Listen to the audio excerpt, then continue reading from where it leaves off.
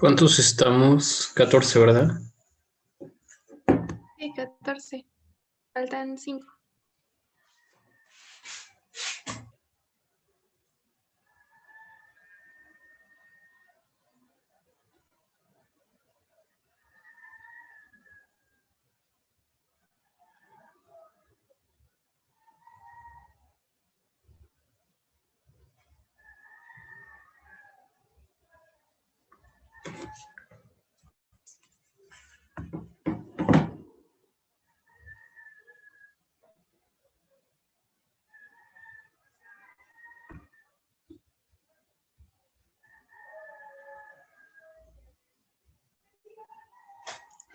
¿En qué van con la doctora Betty?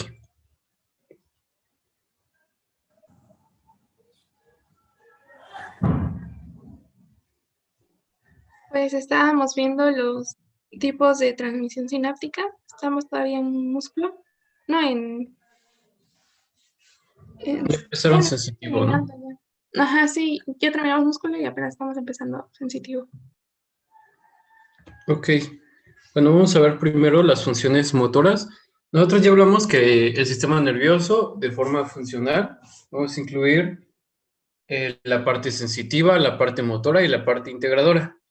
La parte motora es una de las que tienen un poco de más sentido, este, y sobre todo podemos correlacionarla de forma clínica. Bueno, para que una información sensitiva se pueda integrar y que sirva de algo, es necesario que pues haya una respuesta. Esta respuesta es motora. Nosotros sabemos que la respuesta motora como tal incluye la parte de glandular, la parte de algunos órganos y la parte de algunos músculos. En este caso vamos a hablar de la médula y cómo esto influye en el movimiento motor. Para esto tiene una organización propia. Este es un corte transversal a nivel de la médula, no importa el segmento, porque todo tiene un componente bastante similar. Lo que nosotros vemos acá es que se formaba esta H que les decía, de esta forma. Y en la parte posterior es donde recibe la información sensitiva de todo lo, o sea, aferente, ¿no? Y aquí se va a integrar. En este espacio hay muchas neuronas que son de tipo interneuronas, que son la mayoría, ¿no? Nosotros sabemos que en todo el sistema nervioso la mayoría son interneuronas. Y estas se van a conectar con su parte motora, que es la parte eferente, la parte que va a realizar una función o que va a mandar una señal para que se realice una función con el órgano efector, en este caso el músculo. Vamos a ver aquí que aquí lo pone de forma muy simple, es decir, en este corte, a este mismo nivel, se encuentran todas estas neuronas. Obviamente sabemos que al entrar una rama sensitiva, se puede bifurcar o puede mandar diferentes ramas que vayan a segmentos tantito más superiores o inferiores, dos, tres segmentos, o algunas conexiones que llegan a nivel superior a través de la corteza, el cerebelo, etcétera, ¿no? Bueno, una vez que llegan, tienen que aquí suscitar reflejos que se integran dentro de la misma médula. Nosotros vamos a ver que todo el sistema nervioso tiene una organización bastante buena, bastante, ¿cómo se dice? Planificada, y a nivel medular no es una excepción. También tenemos una organización precisa para llevar a cabo las funciones que sean propias de este nivel. Vamos a ver que hay ciertos animales en cuya organización no está tan desarrollada como es el caso del humano, y por lo tanto no tienen este sistema cerebral como tal, como ocurre en este caso. Y por eso es que la médula se encarga de las funciones más primitivas, alejarse del dolor, postura, caminar y cosas así. Entonces la médula, eso es en sí lo que va a hacer. Aquí vemos a grosso modo el funcionamiento a través de los usos musculares. Bueno, primero vamos a mencionar lo que decíamos. Está integrado por las motoneuronas alfa, las motoneuronas gamma y las interneuronas. Esto a nivel medular, hablando de la función motora. Estas vamos a ver que son aquellas que dan origen a este tipo de fibras que son A-alfa, que son las más grandes, 14 micrómetros, y estos van a integrar lo que es una unidad motora. ¿Alguien me puede repetir qué es una unidad motora?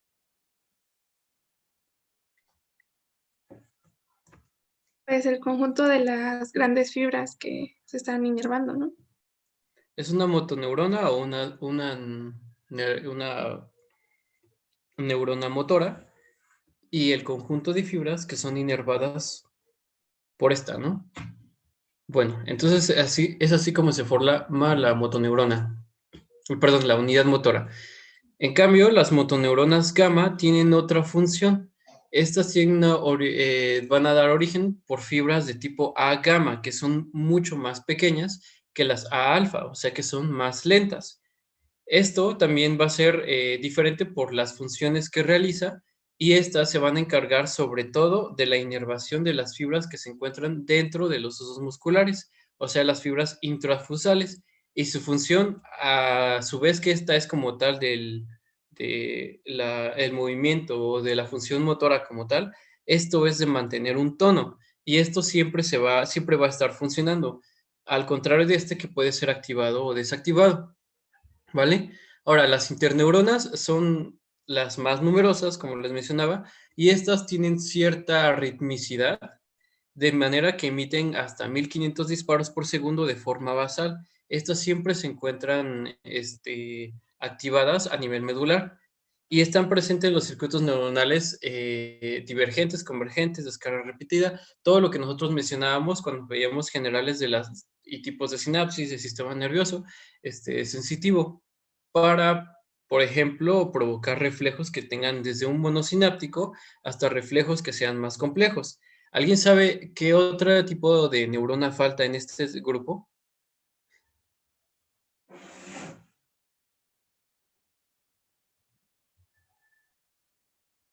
Hola. ¿No son las células de Renshaw? ¿Quién habló? Yo, Lili. Ah, ya, ok, perdón. Sí, las células de Renshaw tienen una función que es como tal de focalizar o de darle un sentido más estricto, más definido al movimiento. Esto a través de la inhibición lateral que nosotros ya hemos visto desde el sistema nervioso sensitivo. Nosotros dijimos que incluso en el ojo se utiliza para darle una agudeza visual, para aislarlo de estímulos que puedan ser de forma externa. Igual a nivel motor, nosotros vamos a ver que también en el centro integrador existe este tipo de inhibición lateral que nos permite precisamente eso, regular la señal para que sea más precisa. Estas células entonces son de carácter inhibición hacia las motoneuronas adyacentes para darle un carácter mayor en su concentración y dirección, ¿vale? Ahora, para que se integre una función motora es necesaria una respuesta sensitiva. Esa es la capacidad que tiene el sistema nervioso, que es que puede responder a un estímulo dependiendo de lo que le llegue y así va a generar una respuesta. Para esto se va a basar sobre todo de los usos musculares y los órganos tendinosos de Golgi. Nosotros hay que recordar que estos dos son tipos de receptores que son de tipo A, 1A o 1B. ¿Vale? Los usos musculares y los órganos tendinosos de Golgi. Y estos, como tal, tienen una función sensitiva. Primero, ¿qué es lo que van a controlar esto? Tanto la excitación como la retroalimentación permanente con la información que llegue, y esto a través de la longitud del vientre muscular o la longitud del propio músculo. ¿Por qué es diferente la longitud del vientre muscular y la longitud del músculo? Ahorita les explico. Bueno, también a través de la velocidad de cambio de dichas variables, la tensión, los tendones musculares y la tensión y el ritmo de cambio que tengan, pues en sí el músculo y los tendones. Aquí vemos un uso muscular. Esto está organizado a través de dos tipos de fibras que se conocen como intrafusales y extrafusales. Las fibras intrafusales se describe que en su parte central no tienen este tipo de moléculas que permiten la contracción, como son la actina y la miocina. porque esto, como tal, su función es más de receptor sensitivo, ¿vale? Entonces, acá tiene una pobre poder de contracción, contrario a lo que se encuentra a los extremos. Por eso les mencionaba que depende tanto la longitud del vientre muscular como la longitud del músculo. Cuando un músculo se estira, se van a estirar estas partes y van a provocar un estiramiento también en esta parte central. Si esto se alarga hacia ese sentido y esta parte hacia este sentido, lo que van a hacer es que esto perciba un estiramiento. Pero, ¿qué pasa cuando hay una contracción de tipo isométrica? Esto se estira, pero no hay movimiento, es decir, no se desplaza hacia ese lado, sino que simplemente aumenta la tensión de este lado, pero eso también provoca que haya un estiramiento a nivel central. Por eso, este receptor va a detectar la contracción o el estiramiento secundario por el estiramiento del músculo o como tal solamente del vientre muscular. Bien, entonces las fibras intrafusales van a estar inervadas por dos tipos de terminaciones. Uno que se conoce como terminación primaria y otro como terminación secundaria. ¿Cuál es la diferencia? Es que si vemos acá, la primaria es de tipo 1A, o sea que es más rápida. Y la secundaria es de tipo 2, ¿vale? Entonces la tipo 1A tiene otra característica que es anulo espinal y sobre todo se va a encontrar en la parte central. Ahorita vamos a ver que va a inervar como tal a estas partes que están un poquito gorditas, que se conocen como bolsa nuclear, que son un tipo de fibras intrafusales, ¿vale? Esta es la 1A, terminación primaria. Por su parte, la terminación secundaria se va a integrar por fibras de tipo 2 y estas van a llegar acá a los lados de la terminación primaria, pero va a tener una característica que no se enrolla, sino que llega como en ramitos, ¿vean? Como, bueno, no sé si está, creo que no es, pero bueno, que llegan a como arborizaciones, como si fuera un árbol. Entonces emite varios prolongaciones que se van a encontrar adyacentes a la terminación primaria. Y aquí también vamos a ver que podemos encontrar las aferencias de tipo gamma, ¿vale? Que estos van a estar encontrados, igual estas se encuentran dentro del sistema motor. Y aquí, por su parte, vamos a ver que también existe la terminación motora alfa, un poco más rápida, 14 micrómetros versus 5 micrómetros. Esta tiene como tal una función contráctil específicamente. O sea, no es sensitiva y no se encarga de los mismos procesos que tienen aquí los osos musculares. Entonces, la porción sensitiva, la porción central es la porción sensitiva y va a carecer de miosina y actina. La excitación del receptor del uso muscular se va a dar por el alargamiento del músculo o por la contracción de las porciones finales del músculo, lo que les mencionaba. Existe la terminación primaria, terminación aferente primaria o terminación anuloespinal por la forma que tiene. Aquí, como tal, se enrolla. Y la terminación secundaria es la que acaba como un arbolito, ¿no? Vemos aquí que enrolla a este tipo de fibras que son intrafusales, y aquí vamos a diferenciar dos. Uno que es de bolsa nuclear, o sea, está como dilatado en su parte central, y van aquí a aglomerarse estos componentes, y en cambio, una que es una fibra intrafusal de cadena nuclear. Como tal, aquí, si ven, no hay un engrosamiento, sino simplemente se van a dispersar a lo largo de la fibra intrafusal. Y esto es importante porque reciben señales de forma diferente. Como la contracción va a ser, bueno, el hecho de que estén dispuestos de esta forma los vuelve más sensibles a cambios rápidos. Es decir, como están aquí todos juntitos, un cambio repentino hacia los lados hace que se desacomoden muy rápidamente estos. En cambio, estos no. Como tienen esta función o más bien esta disposición de cadenita, el hecho de estirarlos no altera tanto la formación que tienen y por lo tanto no tienen una sensibilidad a un estímulo que sea repentino o rápido, fásico, ¿vale? Ahora, aquí es lo que les menciono, bueno, está un poquito de más lo que menciona acá, y van a tener dos tipos de estímulos, los dinámicos y los estáticos. Como les decía, son más sensibles los de bolsa nuclear por la disposición que tienen, y estos solamente van a ser partícipes dentro de la forma dinámica, puede que incluso durante la forma estática. En cambio, los estáticos únicamente se van a encontrar conformados por los componentes de cadena nuclear, ¿vale? Ahora, para esto existen dos tipos de respuestas.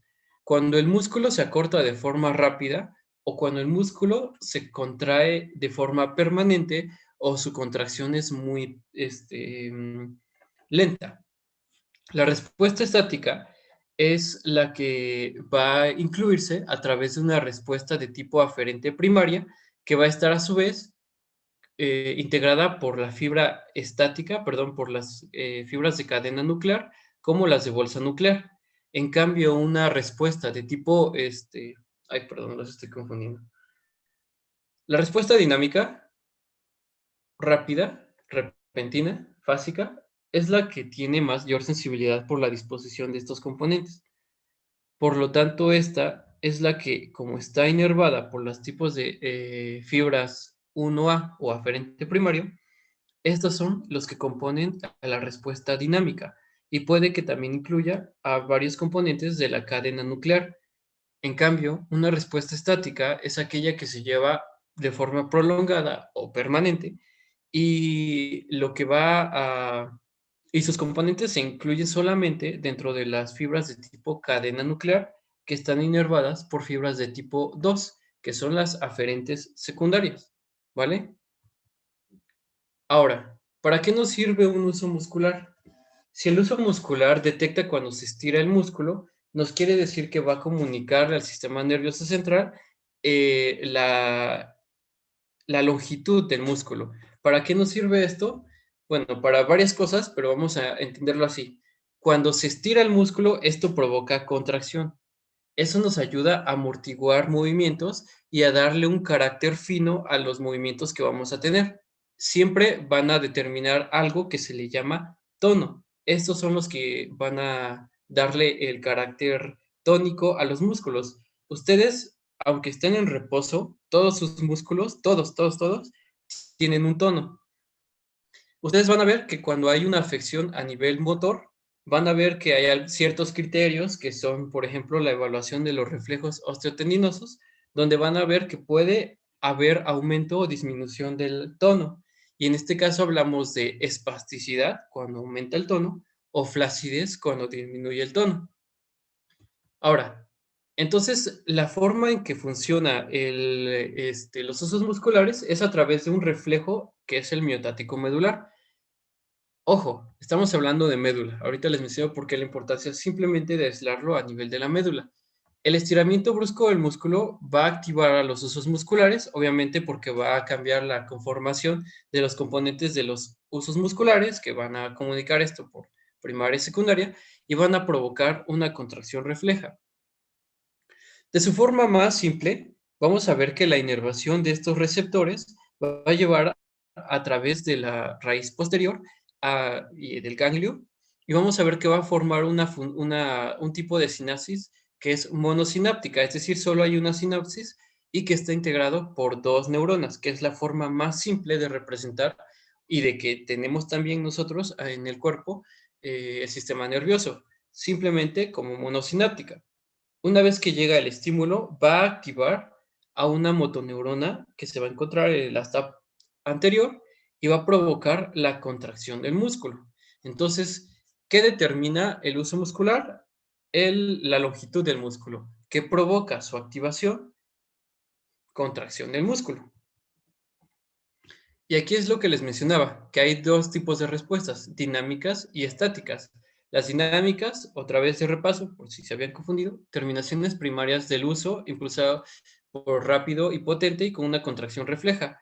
Sirve para oponerse a los cambios súbitos sufridos por la longitud muscular y finaliza en fracciones de segundos. La respuesta estática, al contrario de esto, va a producir un grado de contracción muscular un poco menor, o sea, y va a ser constante, o sea, no va a haber una fatiga tan pronunciada como en el caso del reflejo dinámico.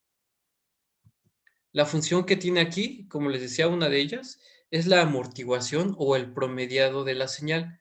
Cuando nosotros queremos, es más, si ustedes se colocan, este, como cuando hacían el juramento a la bandera, van a ver que su mano nunca está quieta, que está como temblando. Y eso, de hecho, es un temblor que es demasiado fino, que no es tan perceptible.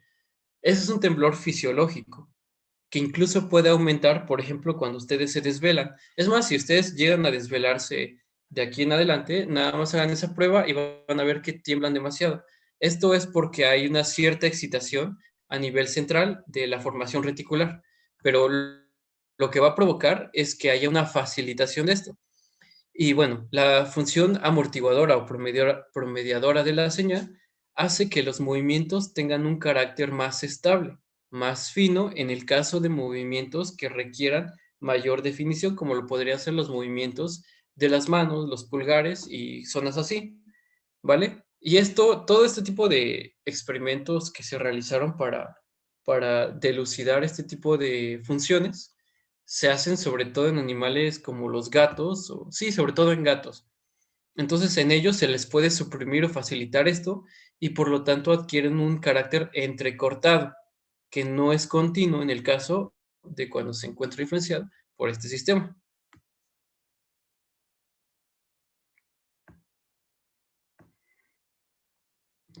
Para que esto ocurra, debe haber una coherencia entre la contracción y el estímulo que llega.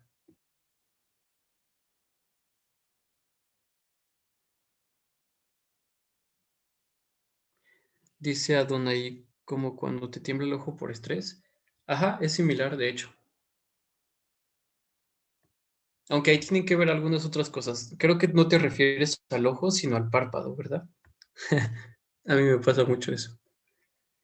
Bueno, les decía, para que haya una respuesta adecuada, es necesario que haya coherencia entre la señal que entra y la señal que sale. La señal que sale es a través de la fibra alfa que provoca la contracción muscular. Y esta contracción va a provocar un cambio proporcional al estímulo que se dio sobre el estiramiento o el cambio de longitud del músculo. Y esto se va a ver percibido por estas fibras que detectan precisamente esto. Y esto, por ejemplo, si la contracción fue demasiada, tanto que este se quedó como demasiado estirada, este va a mandar un estímulo, por ejemplo, si fuese llegar a insuficiente, llega un estímulo al asta a nivel medular que le va a decir la contracción no es suficiente, necesitamos una contracción mayor y por lo tanto aumenta el estímulo que va a salir y por lo tanto va a haber una mayor contracción muscular. Esto porque esto le está diciendo que no hay un cambio proporcional en la contracción de las fibras extrafusales con el estiramiento de las fibras intrafusales. Por lo tanto, es necesaria la coactivación de los dos tipos de neuronas para su correcto. Es así como funciona y es así como amortigua este tipo de señales. ¿Vale? Jeje. Es lo que les decía, evita que varíe la longitud de la porción y mantiene la oportuna función amortiguadora del uso. Marco, ¿pero solo va a amortiguar en las dinámicas o también en las En estáticas? las estáticas también. Obviamente nosotros vamos a ver un mayor cambio cuando sea de forma dinámica. Porque obviamente las terminaciones secundarias, que son las que transportan la información estática, también van a mantener un constante envío de señales a través de la raíz posterior y esto también lo reciben las interneuronas y las motoneuronas anteriores y por lo tanto este sistema se incluye tanto la fase estática como la fase dinámica. Todo tiene que actuar de forma coherente, consonante, ¿vale? Gracias. Porque no solamente amortigua el movimiento que tú estás intencionando, sino también las posturas, o sea, movimientos que no requieren como tal de activación repentina, sino que nada más te mantengas estable, digamos. Ahora, esto es a nivel medular. este reflejo es primitivo, nos sirve para alejarte de lo que te pueda hacer daño, te sirve para si hay un peso que tienes que soportar o algún cambio por un estímulo externo a nivel medular. ¿Por qué? Porque no necesitas pensarlo tanto. No necesita tener que haber una estimulación a nivel central porque no eres consciente de ese tipo de reflejos. Perderías demasiado tiempo si controlas como tal tu marcha y todo este tipo de situaciones al involucrar, por ejemplo, la corteza prefrontal, y entonces esto sería un desgaste de energía y de tiempo. Pero obviamente, como es un en nivel primitivo, tiene que tener un carácter que le dé más finés aún al movimiento. Y esto va a ser por señales que vengan de la parte superior del sistema nervioso. La primera que encontramos es la región facilitadora vulvar, que es como tal la formación reticular que se encuentra a nivel del tallo encefálico, ¿vale? Esta zona es muy importante. Ustedes van a ver que, por ejemplo, esta es la zona activadora que tiene que influir para que haya sueño. Incluso ustedes, si recuerdan, la parte dolorosa, la parte sensitiva dolorosa llega y es a estimular muy fuertemente la formación reticular porque es aquí donde se suscitan este tipo de reflejos, ¿vale? Entonces se ve acá por la formación reticular, vulvar, el cerebelo, los ganglios basales y la corteza cerebral. La corteza cerebral como tal tiene una función consciente, es decir, o sea, le da la conciencia a los músculos que tú vas a usar para realizar diferentes movimientos. Porque obviamente este tipo de cosas pueden suprimirse si tú lo deseas, o sea que son sometidas a movimiento voluntario. El cerebelo y los ganglios basales como tal tienen una función inhibidora. Cuando lleguemos, que es ya casi lo siguiente que vamos a ver, eh, el cerebelo y los ganglios basales se rigen sobre todo de neurotransmisores de tipo inhibidor y estos lo que hacen es que le dan mayor fineza o evitan que pendulen los movimientos. ¿Qué ocurre cuando tú descerebras a una persona? Es decir, inhibes este control. Ustedes ya han visto estas posturas de descerebración y de corticación, ¿verdad?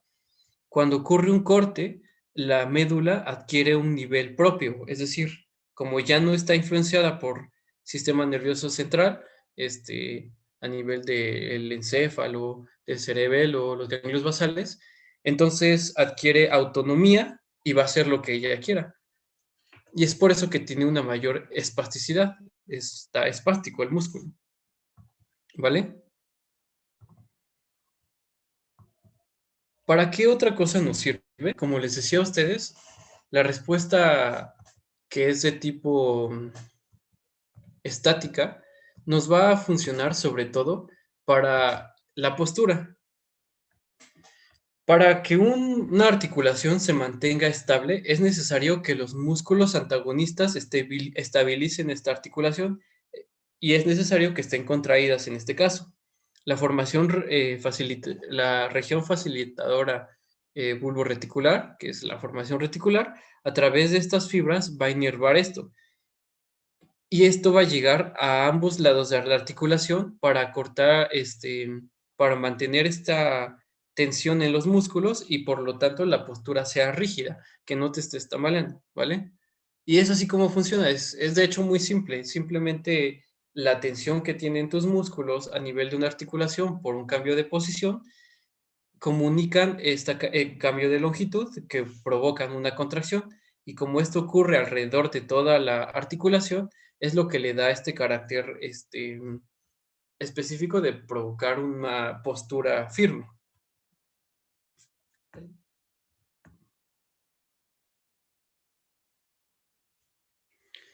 Una forma de evaluar este reflejo miotático o reflejo del uso muscular es lo que está haciendo en esta imagen. Este es el más conocido, porque lo han visto en series, películas, de forma cómica o así, ¿no? Pero esto puede ocurrir básicamente en cualquier músculo. De hecho, una práctica de laboratorio es hacer esto a distintos niveles. se hace como el reflejo maceterino, se hace con el reflejo rotular, se hace con el reflejo aquileo. Entonces, eso nos ayuda a evaluar qué tal está el tono o los reflejos osteotendinosos a distintos niveles, ¿vale? De la médula, obviamente. Esto vamos a ver que tiene un carácter que, bueno, se emplean para determinar la presencia o ausencia de espasticidad muscular ocasionada por lesiones en regiones motoras cerebrales o por enfermedades que activan la zona facilitadora bulborreticular del troncoencéfalo o por daño en áreas motoras. Puede disminuir o aumentar. Eso como tal es una evaluación, es parte de la evaluación física que se le conoce como evaluación de los reflejos osteotendinosos. Puede verse afectado por un síndrome de neurona superior o síndrome de neurona inferior, que es daño a, a esos niveles, lo vamos a ver en su momento. Puede verse alterado, por ejemplo, por hipertiroidismo, por aumento en el metabolismo y actividad de este tipo del sistema nervioso, y por lo tanto se ve facilitado, se ve aumentado, y esto va a tener también un carácter que se va a fatigar, o sea, de forma que al inicio va a ser más fuerte y una vez que se retira el estímulo va a tener una función más, bueno, va a tener una función prolongada, pero de segundos, que va a ser obviamente menor. Algo que sucede cuando se ve facilitada esta parte es por un aumento en su sensibilidad. Esto se define como clon. Aquí lo viene ejemplificado por algo que viene en el libro, que es cuando una persona se pone de pie y deja caer acá. Con esto cambia la longitud de los músculos de los gastrocnemios y por lo tanto provocan una nueva contracción que va a elevar el pie. Pero esto va a ser seguido de una nueva caída que va a modificar la longitud y va a provocar una oscilación de este movimiento. De hecho, no es necesario que se haga eso. Me hubiera gustado que ejemplificarles esto presencialmente, porque es algo muy característico que ves en este tipo de lesiones y que vas a verlo así como tal, de forma grosera, cómo se mueve la extremidad, como si ustedes empezaran a mover el, el tobillo hacia arriba y hacia adelante de forma repetida. Así se ve, ¿vale? Ahora, otra forma de controlar la, la parte interna de los estímulos es a través del reflejo tendinoso de Golgi. Si nosotros recordamos, lo que determinaba el uso muscular era la longitud del músculo. En este caso, no es la longitud, sino la tensión. Por eso, no se va hacia el vientre muscular, sino hacia la parte más distal, que es el tendón. Esto va a controlar la tensión muscular. Es un receptor sensitivo encapsulado. Cada órgano está conectado a 10 a 15 fibras musculares y lo que identifica, como les menciono, es la tensión muscular. Esto es pronto a examen. El uso muscular es a la longitud y el órgano tendinoso es a la tensión. ¿Vale? Esto tiene un carácter diferente. ¿Por qué? Porque el órgano tendinoso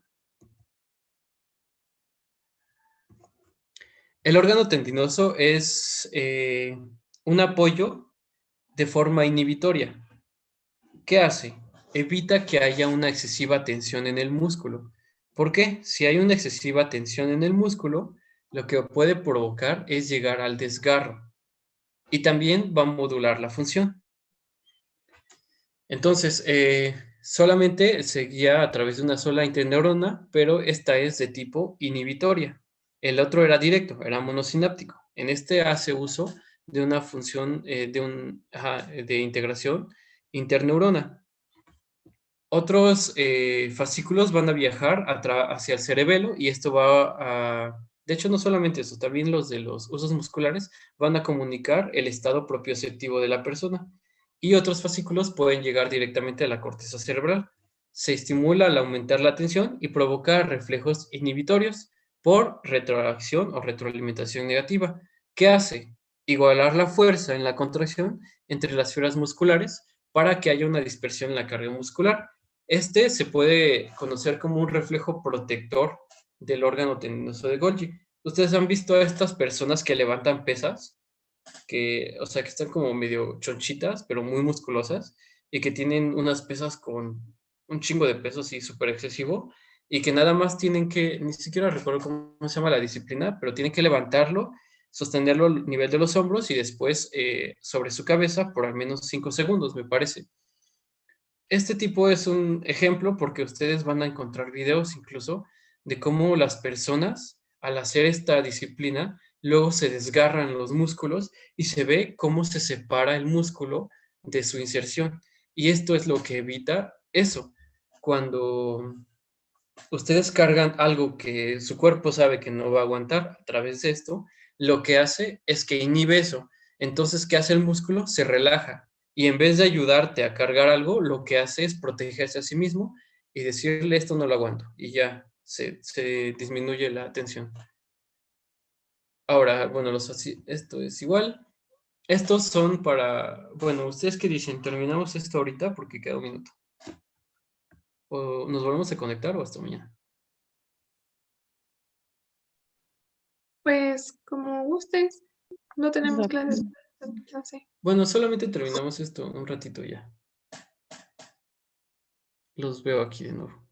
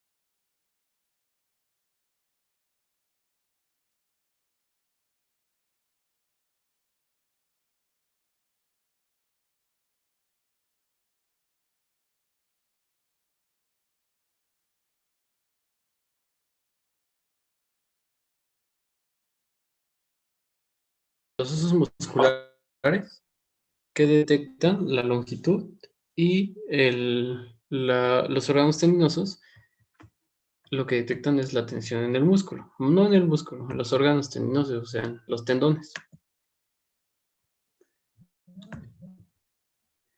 El reflejo de...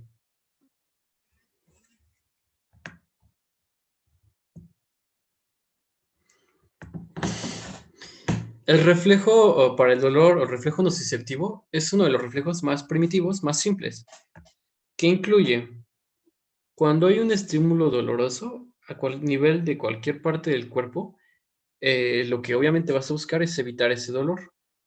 Y por lo tanto, lo que buscas es retirar la extremidad, que es lo que más vamos a ver, y por lo tanto se va a valer sobre todo de los músculos flexores, es decir, que encogen las extremidades.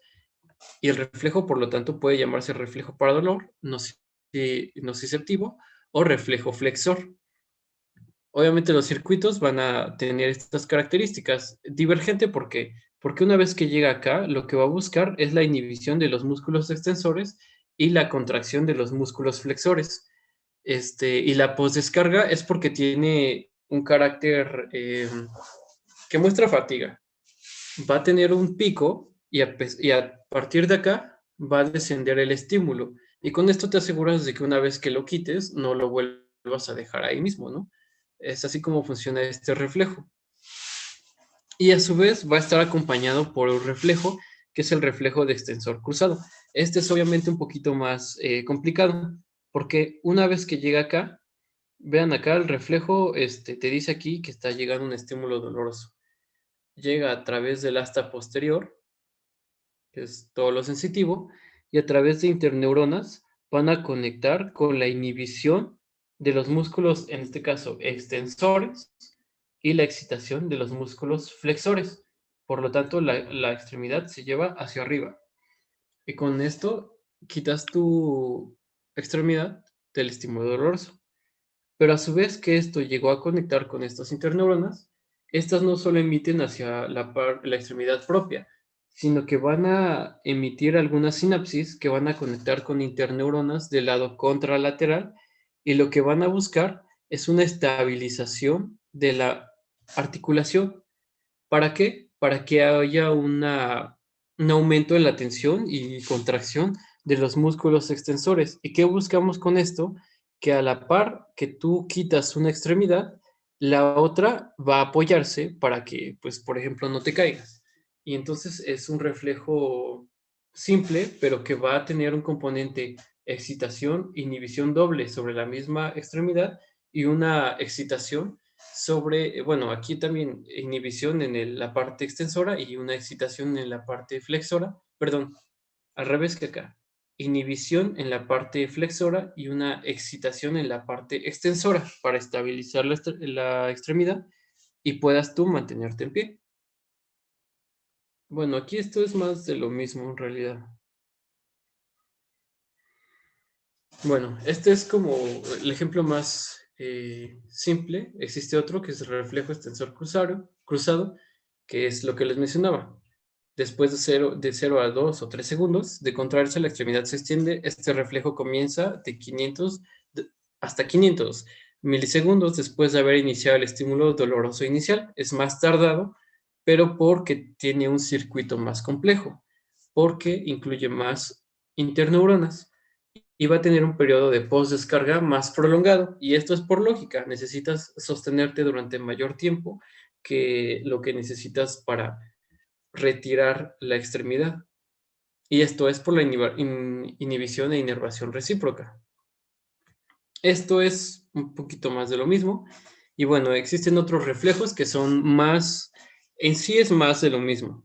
El reflejo postural, por ejemplo, bueno, esto creo que ya lo han visto y sobre todo en animales, las reacciones de apoyo positivo, cuando un animal se tiene que parar, que es el reflejo de enderezamiento, los movimientos rítmicos de la marcha en un solo miembro, que es como tal inhibición, activación, activación. Estos a nivel medular, les digo, ustedes solamente tienen conciencia de que están caminando y ustedes pueden detenerlo a voluntad, pero su médula espinal es la que ordena el movimiento de cada una de las extremidades.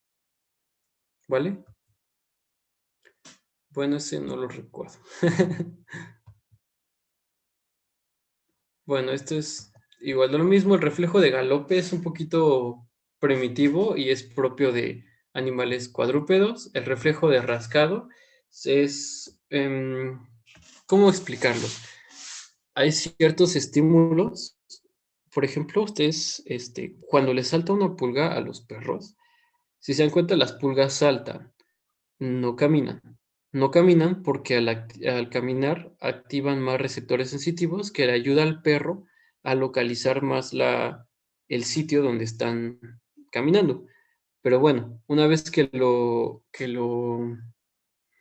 localizan, dirigen su extremidad hacia el lugar y simplemente activan esto, que es una oscilación de los movimientos de forma rápida. De hecho, esto también ocurre como por ejemplo con el reflejo de masticar. Es igual, ¿vale? Y ya, eso es todo. ¿Alguien tiene alguna duda?